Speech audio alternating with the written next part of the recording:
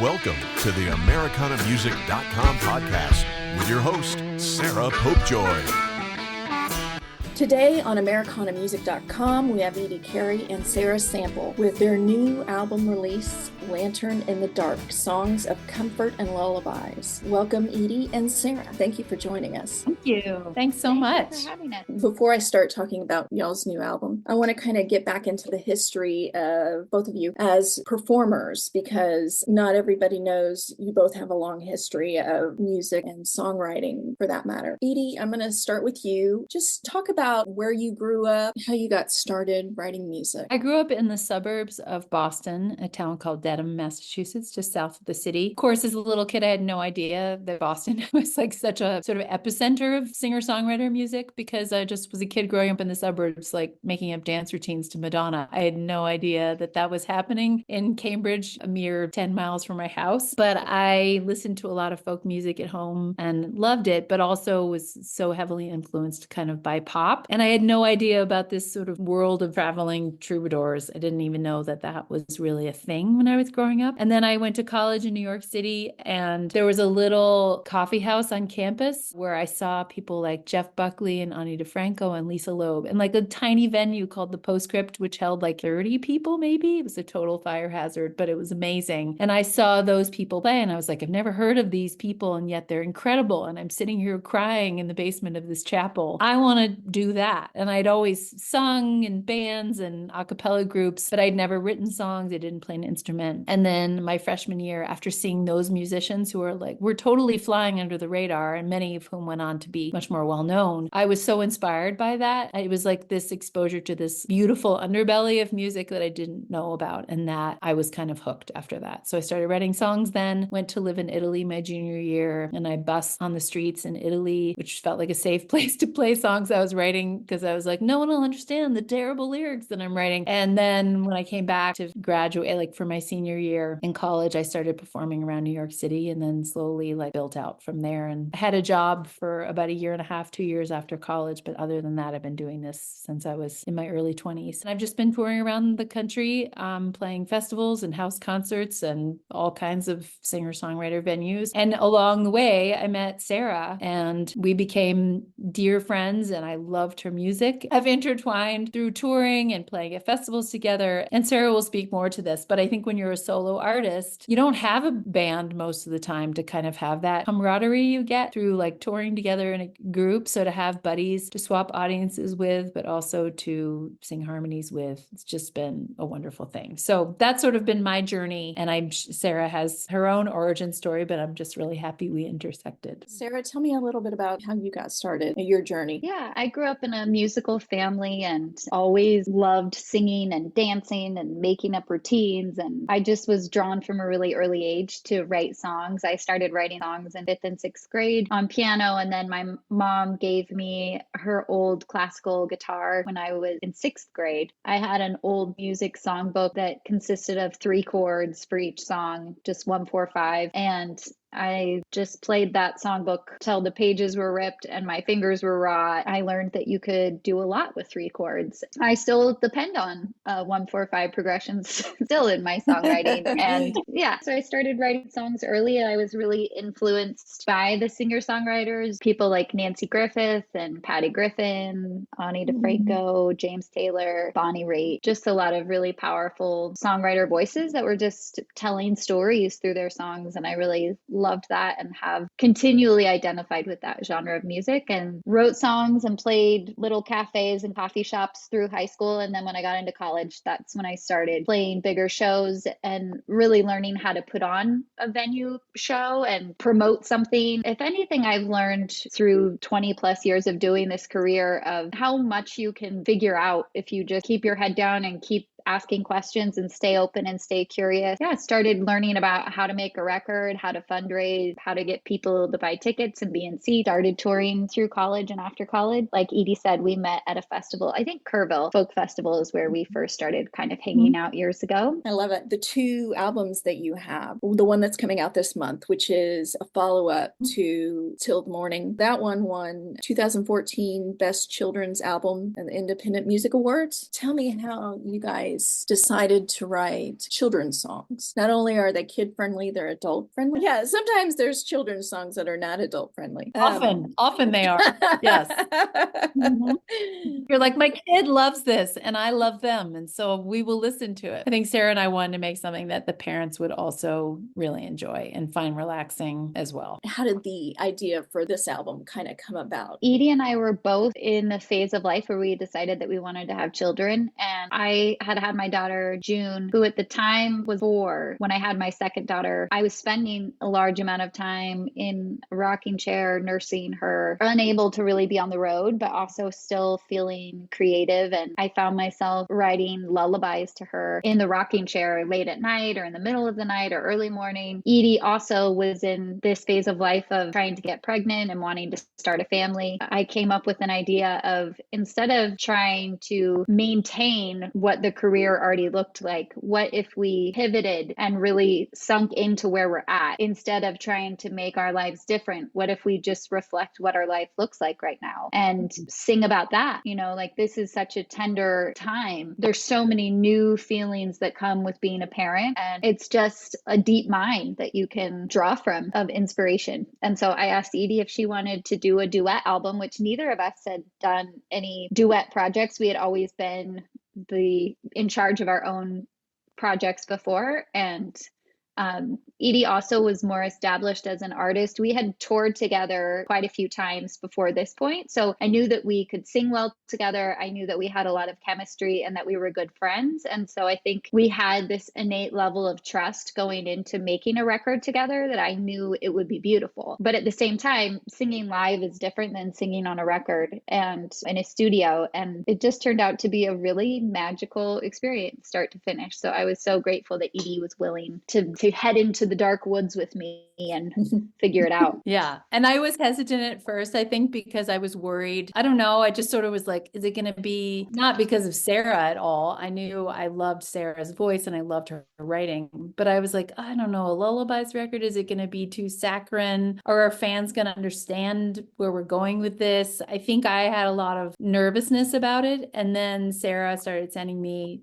the songs she had written, and then the songs that she was sort of adding to her little like list of like, what about this cover? And what about my friend Paul Jacobson's song? And when she sent those to me, I was like, I'm in, because these were so nuanced and beautiful, and nothing was saccharine or treacly about it. They were really beautiful and heartfelt, but they weren't over the top mushy. Like, you know, being a parent is, and it's hard, and it brings up feelings of your own mortality and all the things that go with it, and missing the parts of who you were before you had kids, and also not being able to imagine your life without them. And we wanted to reflect sort of the broad spectrum of feelings that go with being a parent. And it ended up doing that, I feel like, beautifully. And also we kept hearing from people who were using that record in like end of life care, and people were using it, people who didn't have children were using it to grieve the loss of people in their lives, one to suicide. We got one of the most beautiful letters I think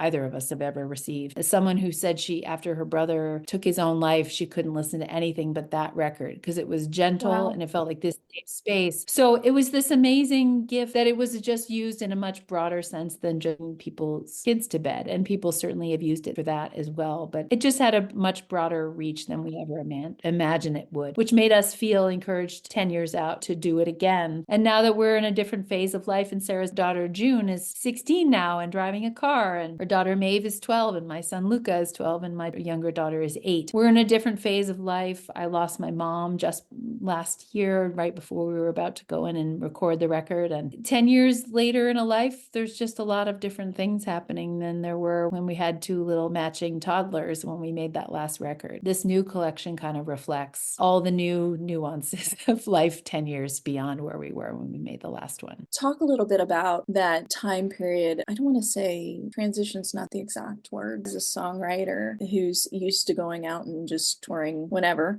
and then you have children, and the balancing act, which is a much different balancing act for women as opposed to men in that same profession. Yeah, Sarah, you nailed it. I think that when a woman decides to have a child, it upends everything. And that's just in a normal life that doesn't require a career of traveling. And so when you add a baby to the life of a singer-songwriter whose income depends on being on the road, it is really complicating. It is really scary and vulnerable because Edie and I both have taken our babies on tour with us. And Edie and I did a tour where she brought her son Luca, who was maybe one. How old was he? He was like 6 months old. Oh Like my that. gosh. And she was putting Luca to sleep at night during sound check in like closet, and or in somebody's spare bedroom and then you're just praying like, please go to sleep and no one wake the baby and let us get through the show. And I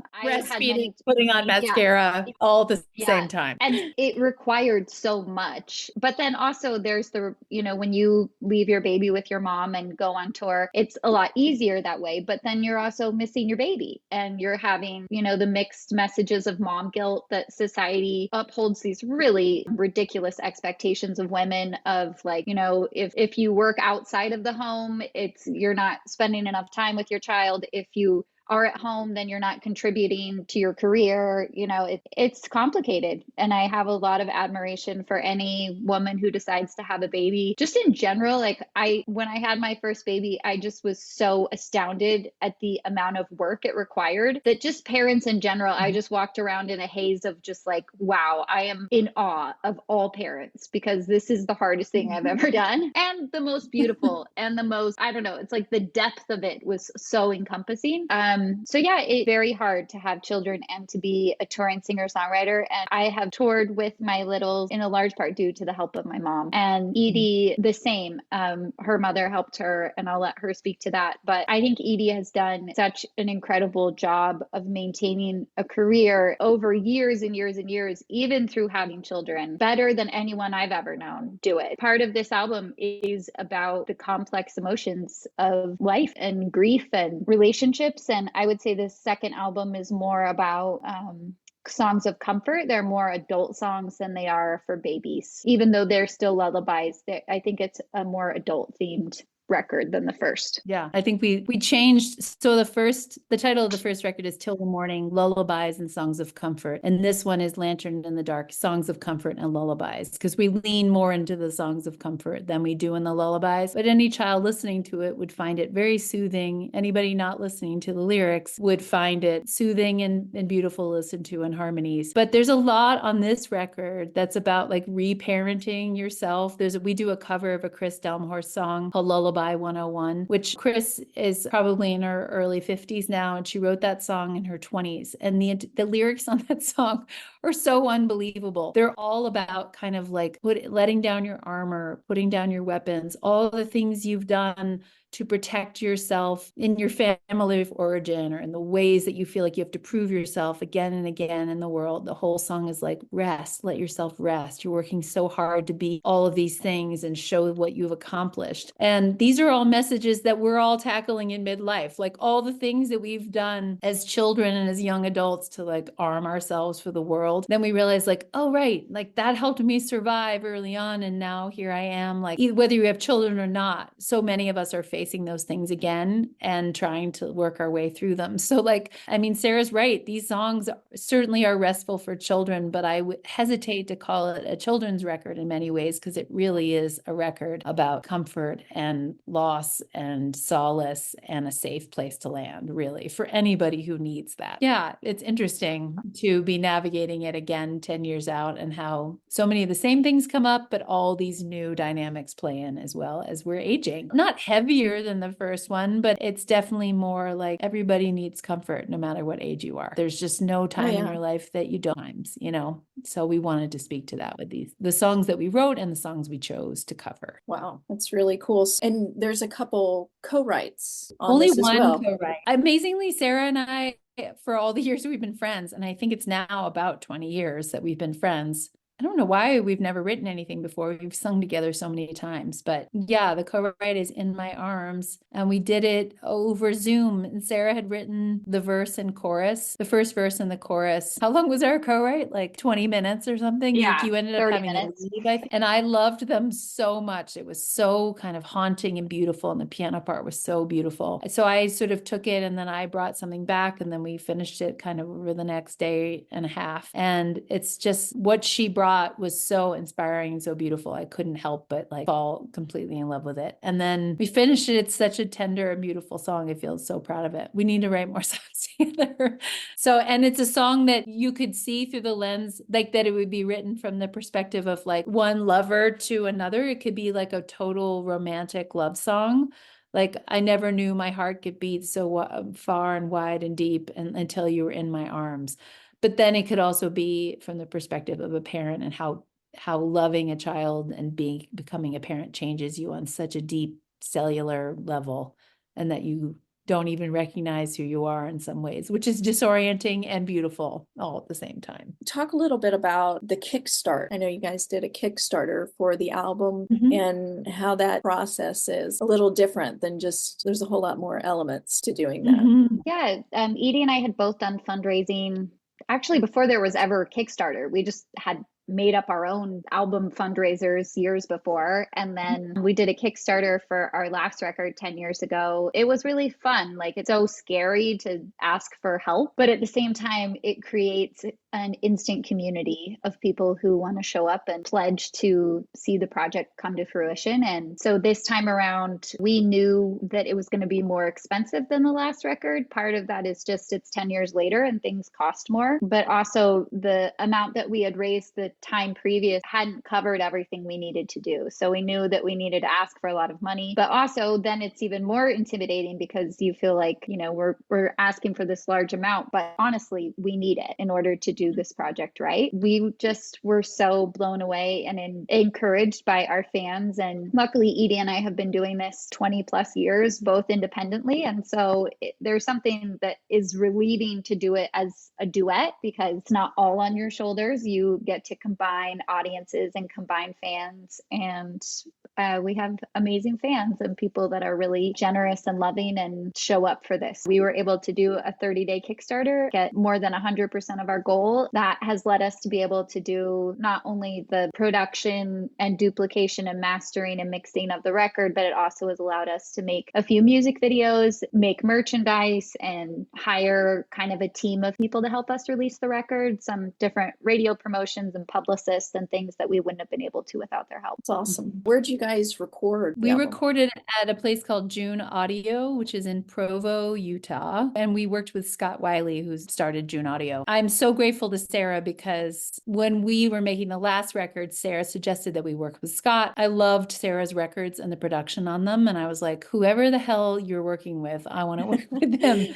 because her record sounded so good. And I felt like represented and captured Sarah's songs so beautifully with her voice, like really front and center, and everything production wise, serving the song and serving Sarah's lyrics and voice. Scott could produce like a wall of sound kind of record, and he certainly could and does, but his favorite singer-songwriter is Lori McKenna. So like, this is a man who like, doesn't matter what he does, like he wants to do everything in service of a great song. That's what he cares about. And he's so damn good. So he had made so many records for Sarah. She was like, let's go make the record in Provo. I was like, that sounds random, but okay. And so we went to Provo and it was awesome. We had the most fun. It was so great. And I loved working with Scott so much, you know, and I was like the newbie. Sarah had been living in Salt Lake for a good while. So she knew that whole community of Utah songwriters and musicians. And I was just like the new kid meeting everybody. And many of those folks had played on her records. So I was like a kid in a candy store and like couldn't believe this incredible set of musicians that live in that area. Every new person who came in, I was like, who the hell are these people are incredible. So then when when I was going to make my next solo record, I went and made The Veil with him in 2021 and used so many of those same. So it was obvious that we were going to make this follow-up record that we would go and work with Scott again. And we brought in so many of the same folks again and plenty of new folks as well. And now Scott is in this brand new, gorgeous iteration of June Audio. And he's getting incredible people like Benson Boone, who has like 4 bajillion followers, and Post Malone. Wasn't Post Malone there like a month before we were there? And we'd sit on the couch. We were like, did he drool on this couch when he took a nap? Like, yeah. He's getting incredible people. I mean, you're recording in this place that is so stunningly beautiful with like snow-capped mountains at every turn. So you can like go on a gorgeous hike in the morning and then like go and record your songs. It's this real destination. And Scott was an engineer in LA and worked with Bonnie Raitt and Ryan Adams, like this whole like host of incredible artists for a variety of reasons didn't want to be in the LA kind of rat race and went and started this incredible studio. And it's this real destination experience. And I literally can't imagine making records anywhere else. It's so dreamy. Are you with me, Sarah? Oh yeah, he's the best. He also just has a wealth of knowledge and a wealth of instruments. I mean, instead of being like, oh, I can have an input for that accordion sound, he's like, no, I found a 16th century wooden kazoo organ that is, I mean, he has it all. He collects things not because they're fancy, but just because they're interesting. He's a great guitar player and he has an incredible ear. Probably the best ear I've ever known of somebody who just like can hear things that I don't hear. It's so fun. And I've worked with him for almost my entire career. My first record I made with a different producer, but I was introduced to him. We started making records. It's almost been 20 years of working with him as my producer and I don't have any interest in going anywhere else. It's too fun. It's too great. And I love what we make together and I'll be on the Scott Wiley bandwagon all day long. Yeah. If you're listening and you're a singer-songwriter or just a musician in general, look up June Audio. It's incredible. They have 3 studios within the June Audio space. Pretty dreamy. Yeah, I know that when Edie, you were recording The Veil, you said you were going to Provo and I was like, what? That's what most people say. They're like, isn't that where BYU is? Isn't that like super Mormon? I'm like, well, yeah, it is. It absolutely is. And it's also an absolutely exceptional music community. It's unbelievable. And many of the people who played on records are Mormon. Many of them are ex-Mormon. Many of them are like really progressive Mormons. It's such an interesting mixed community. It seems random and yet it's not. Wasn't it true that the show Acoustic Cafe, who did like a whole series on like amazing underrepresented music communities? And there was one that was on NPR about the Provo music scene. But we can attest to the fact that it is. It's bizarre, but true. That's cool. That's really cool. I want to thank both Edie Carey and Sarah Sample for joining us today. It's been really great interview. Just thank you so much, guys. And definitely go out and buy their music.